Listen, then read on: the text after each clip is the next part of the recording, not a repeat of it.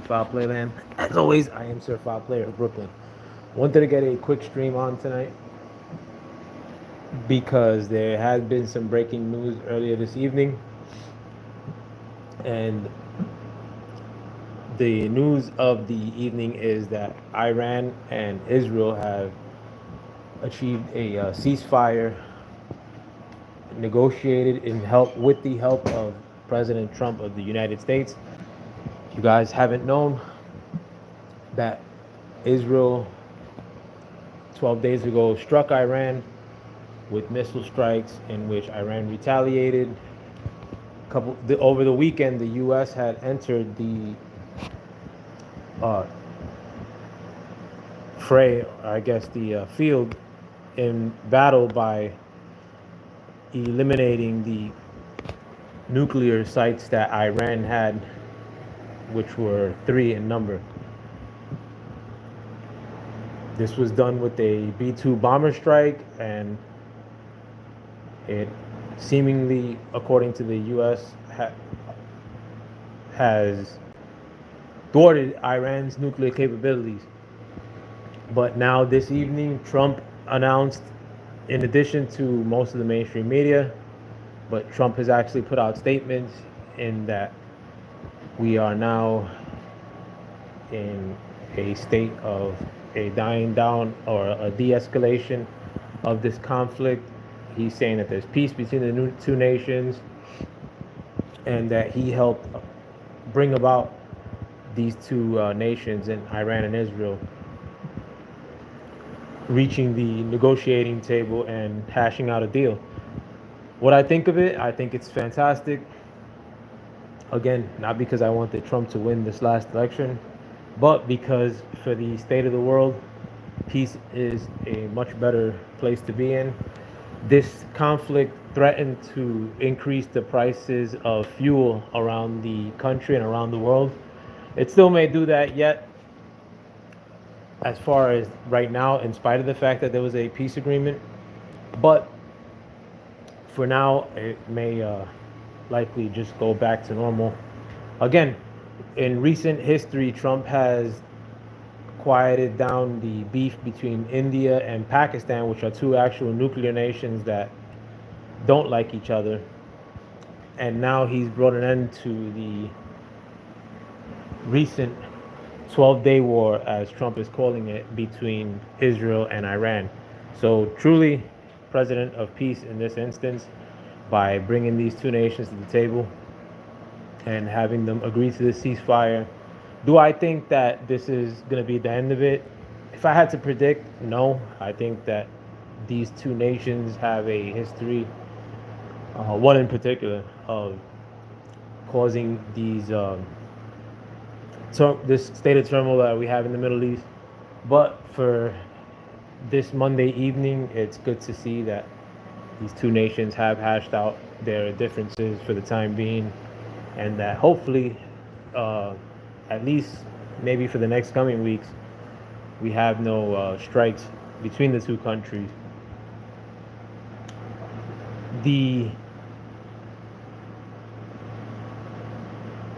about face, I guess, in a sense, of how this is being covered, it's kind of remarkable.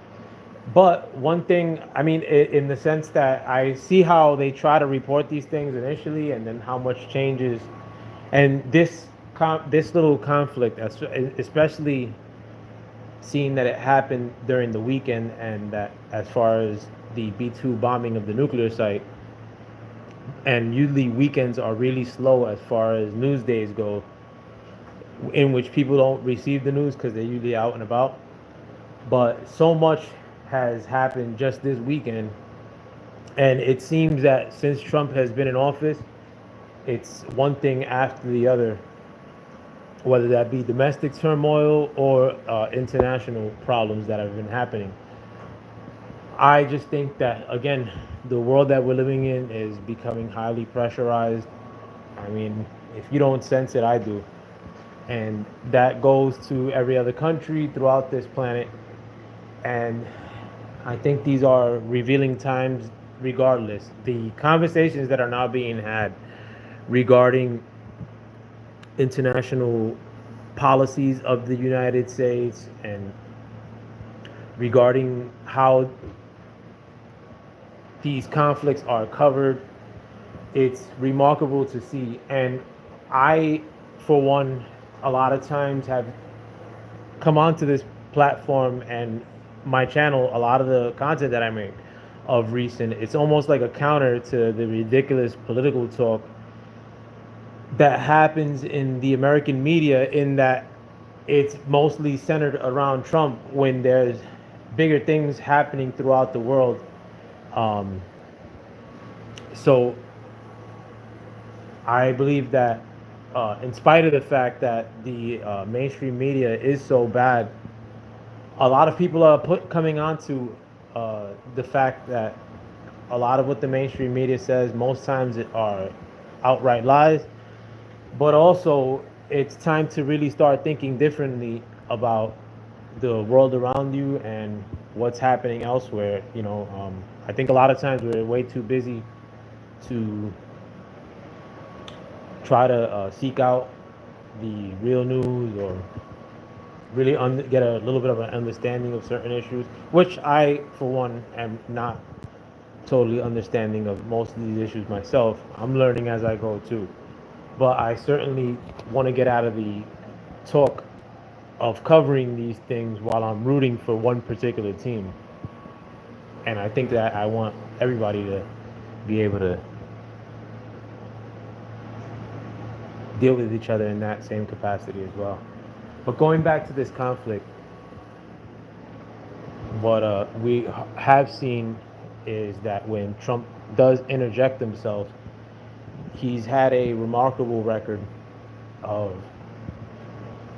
tapering things down. I mean, since Trump's been the president, whether you go back to his first term or this term, he's never been the warmonger, not once. People could point out, can't really point out one instance in which they could really have hard evidence of him being a warmonger,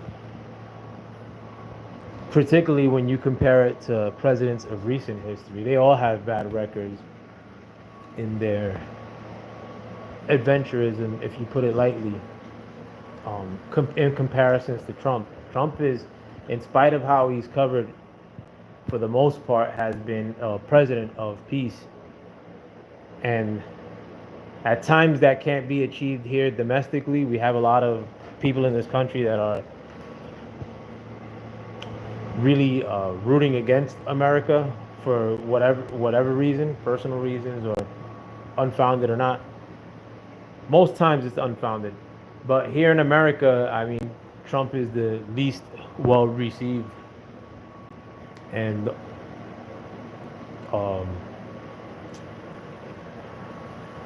in spite of that, a lot of people here in America are really trying to pivot away from just having a stance of, well, if it's Trump, it's got to be bad, or I just think Trump's a bad person because they got, like, look at how everybody receives Trump and how he's covered. A lot of people are finding that kind of news and that kind of thinking, political thinking particularly, is played out, and it's sort of a awakening that's happening, not for Trump, but it seems as if Trump kind of happened right before the time that we're living in right now. It seems as if there's a little bit of an enlightenment happening everywhere, here in America. And it's not like a happy-go-lucky enlightenment, too. I mean, like, everybody seeing what the condition of the world is that we live in is in spite of the fact that I do see more people kind of having conversations that align with my thinking. It's kind of bringing people to the fact of where we are as a people, and it's all happening kind of like right now, leading into 2025.